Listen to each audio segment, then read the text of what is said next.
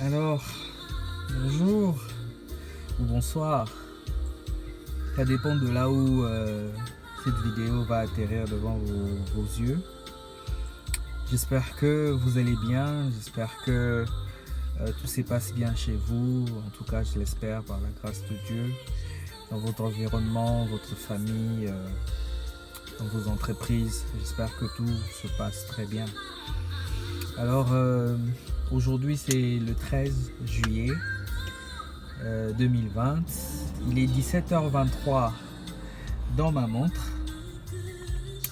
Alors, comme à l'accoutumée, je voulais que nous puissions passer quelques instants ensemble afin de parler de la parole du Seigneur, pour que nous puissions tirer quelque chose, afin que nous puissions l'appliquer non seulement dans la société, mais aussi dans notre propre relation avec notre Seigneur, dans notre intimité. Alors, aujourd'hui, nous allons parler de Proverbe 14, 29. Et la parole de Dieu dit ceci. Celui qui est lent à la colère a une grande intelligence, mais celui qui réagit promptement étale sa bêtise ou étale sa folie. Ça dépend des versions. Alors, par la parole de ce jour, Dieu veut parler à une personne pour lui dire d'appliquer la tempérance dans sa vie. Dieu veut parler à une personne pour lui dire il faut apprendre à se maîtriser. Il faut apprendre la maîtrise de soi. La partie A commence par dire que celui qui est lent à la colère a une grande intelligence. Ne prenons pas la colère au premier sens du mot. La colère peut être représentée dans la Bible comme étant une situation donnée, comme étant un problème qui se présente au-devant de vous. Et la parole de Dieu vous recommande d'être lent. La manière dont vous devez gérer le problème ou la situation qui se présente au-devant de vous, ça doit être de manière lente. Vous devez avoir la maîtrise de soi. Vous devez avoir la tempérance. Vous devez avoir ce fruit de l'esprit qui est représenté dans Galates 5, 22, qui est la tempérance. Pourquoi? Parce que la Bible traite les personnes qui agissent de la sorte comme étant des personnes intelligentes. Qui est cette personne intelligente? Cette personne intelligente est une personne intelligente est une personne qui réfléchit. Une personne intelligente est une personne qui analyse la situation qui se présente au-devant d'elle, qui voit le contour du problème, qui voit les paramètres du problème et qui met en place un plan d'action et ensuite décide de réagir. C'est pour ça que la Bible traite ces genres de personnes d'intelligents.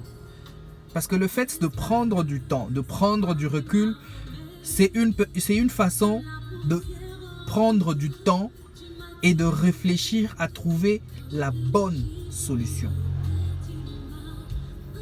Ne soyons pas comme dans la partie B, la Bible qui dit les personnes qui réagissent promptement étalent leur bêtise ou étalent leur folie.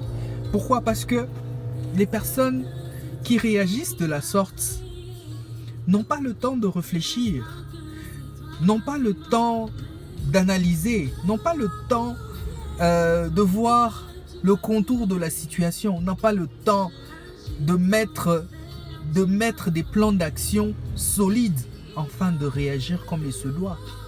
Ce sont des personnes qui, dès que la situation se présente au-devant d'elles, ils réagissent directement et font des erreurs. Nous sommes des enfants de Dieu. Nous sommes la lumière du monde.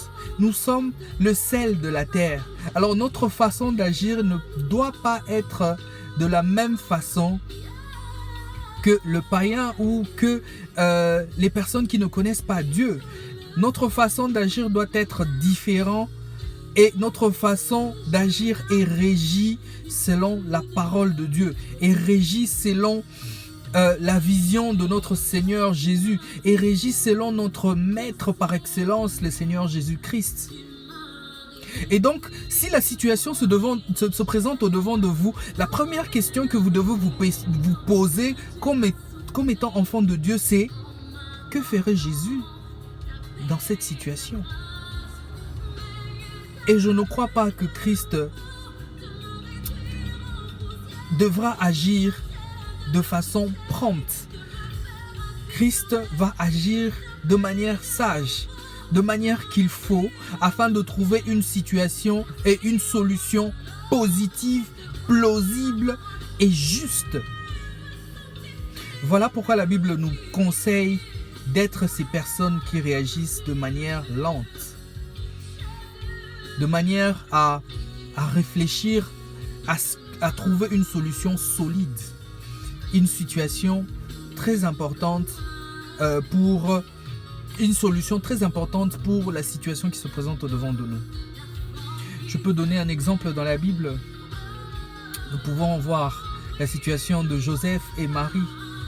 Étant fiancés, Marie vient annoncer la nouvelle à Joseph pour lui dire: chérie, je suis enceinte et le bébé que j'attends n'est pas de toi.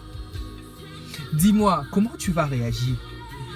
Dis-moi, essaie un peu de te mettre à la place de Joseph. Comment tu vas réagir avec une telle nouvelle choquante qui se présente au devant de toi? La femme que tu as tant aimée, la femme que tu as honorée, la femme que tu veux passer toute ta vie avec elle, et vient te dire qu'au finish, qu'elle t'avait trompé, qu'elle attend un enfant. Comment tu vas réagir? Voilà pourquoi la Bible nous interdit de réagir promptement. Parce que si nous nous mettons dans la peau d'un païen ou dans la peau d'une personne qui ne connaît pas Dieu, la meilleure façon d'agir, c'est de répudier la femme.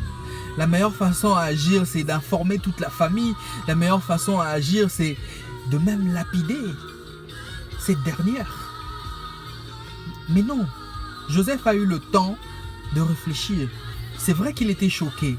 C'est vrai que c'était une bombe. C'était une bombe. C'était une nouvelle choquante. Mais il a pris le temps de réfléchir pour se demander qu'est-ce qu'il allait faire. Quelle serait la solution qu'il devait prendre. Et pendant le temps qu'il réfléchissait, il a été visité par l'ange. Et l'ange l'a visité pour l'expliquer la situation, pour lui dire que l'enfant que cette femme attend, c'est lui qui va sauver l'humanité. C'est grâce à cet enfant-là que moi, que vous, que nous tous, nous allions être sauvés. Et il a compris. Et quand il a compris, il a réagi autrement. Il a même protégé Marie. Ils sont même allés à Bethléem. Donc on connaît la suite de l'histoire. Donc c'est pour dire que ne soyons pas de ces personnes-là qui réagissent promptement. Soyons des personnes sages. Soyons des personnes qui réfléchissent. Soyons des personnes qui ont la maîtrise de soi face à n'importe quelle situation. Prenons le temps de réfléchir. Prenons le temps de mettre en place un plan d'action. Prenons le temps de voir les contours de la situation. Prenons le temps de analyser et de prendre une décision judicieuse. Donc mon frère, ma soeur, la Bible nous interdit de prendre des décisions en étant en colère. La Bible nous interdit de dormir en étant en colère, que le soleil ne se lève pas en nous trouvant en colère. La colère peut apporter beaucoup de choses. La colère peut entamer beaucoup d'histoires. Soyons sages, réfléchissons avant d'agir et trouvons des solutions plausibles, des solutions justes, judicieuses, des solutions qui sont équilibrées parce que nous avons eu le temps de réfléchir. nous avons eu le temps de voir le contour de la situation. Donc, réagissons comme des enfants de Dieu. La parole de Dieu nous dit en ce jour d'appliquer la tempérance, d'avoir la maîtrise de soi et de réfléchir à la situation qui se présente au-devant de nous pour trouver une solution adéquate. Donc mon frère, donc ma sœur, je te conjure en ce jour de prendre une décision afin d'avoir cette tempérance face à la situation qui se présente au-devant de toi. Afin d'avoir cette maîtrise de soi. C'est vrai que ce ne sont que des théories, j'aime beaucoup le dire, ce sont des théories, c'est facile de mettre une caméra au-devant de soi et de dire, de parler. Mais c'est le Seigneur Saint-Esprit qui nous donne l'opportunité, la capacité qu'il faut pour mettre en place le fruit de l'esprit. Donc nous devons réellement faire en sorte de agir comme il se doit.